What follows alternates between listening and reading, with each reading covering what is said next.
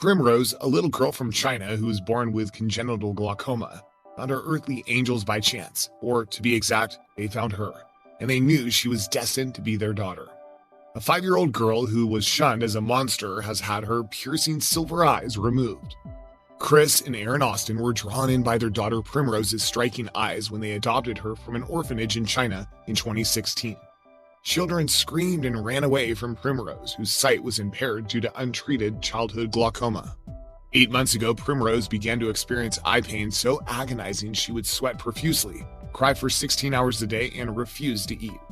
But incredibly, after the decision to remove her eyes, Primrose has shown dramatic improvements, and walking again within 2 days. Mrs. Austin, 35, a full-time carer for her daughter, said, "It was like living in a constant nightmare, not knowing whether she'd be okay. Kids call her a monster and run away screaming and crying, but she is beautiful even with her eyes looking different." Mr. and Mrs. Austin from Beaufort in Georgia first saw a picture of Primrose in 2014 and brought her home 2 years later.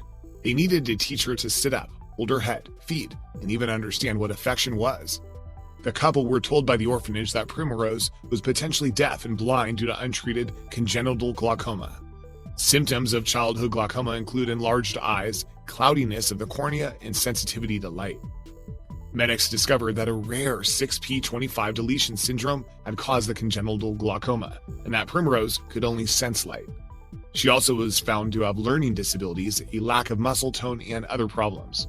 Mrs. Austin said, "We knew she had glaucoma and was possibly deaf, but she had a very rare genetic syndrome that wasn't discovered until later." Primrose had laser treatment to reduce the pressure building up behind her eyes and tubes put in her ears to help her hear more. But in August, she began to show worrying signs that baffled doctors. Mrs. Austin said, "We're talking about life or death for Primrose. She was severely and critically ill. Doctors tried to eliminate her source of pain one by one. We were at the point where they had worked through most of the causes. It was an excruciating experience for us all.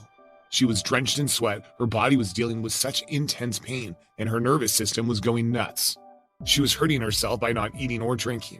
We had to force liquids into her mouth with a syringe to keep her hydrated."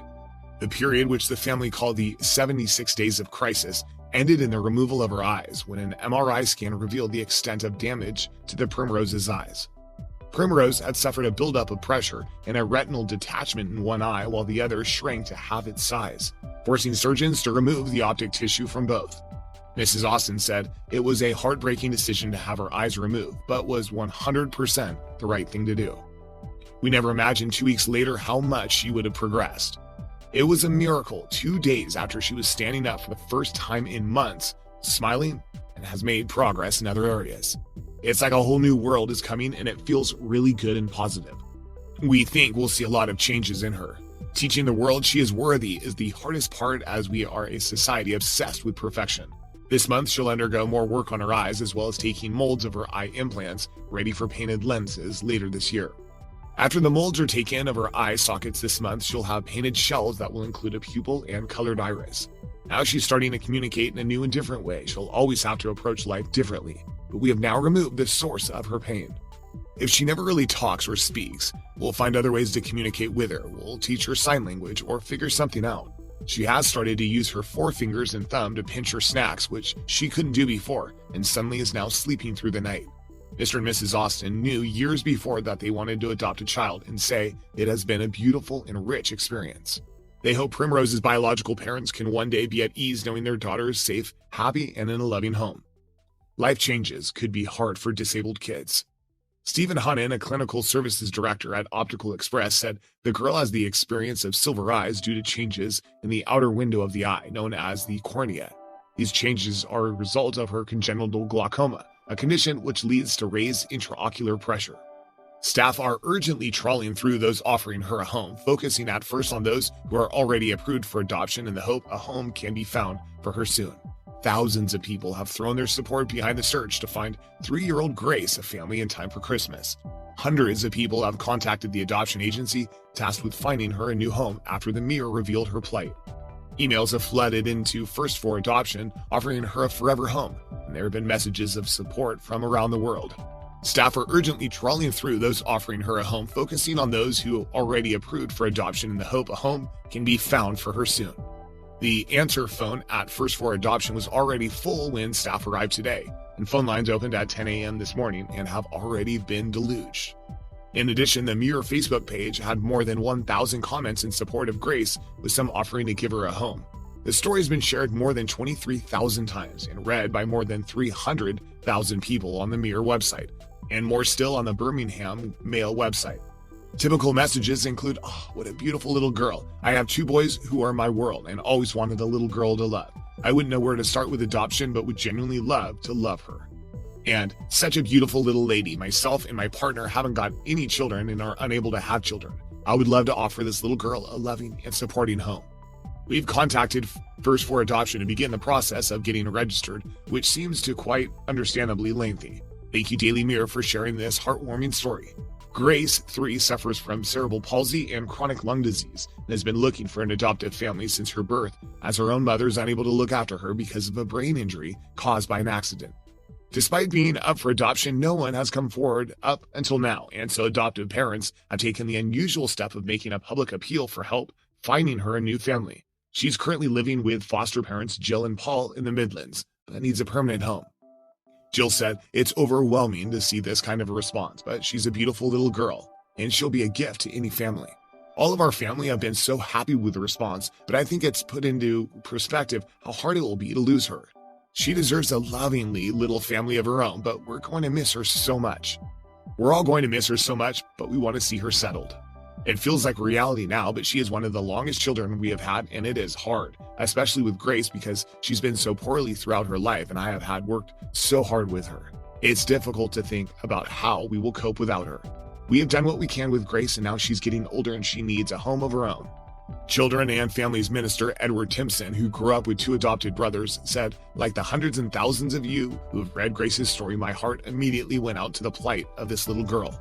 And what is sobering is the fact that Grace's situation isn't unique. There are thousands of Graces across the country, vulnerable children awaiting adoption who are crying out for a loving, stable home."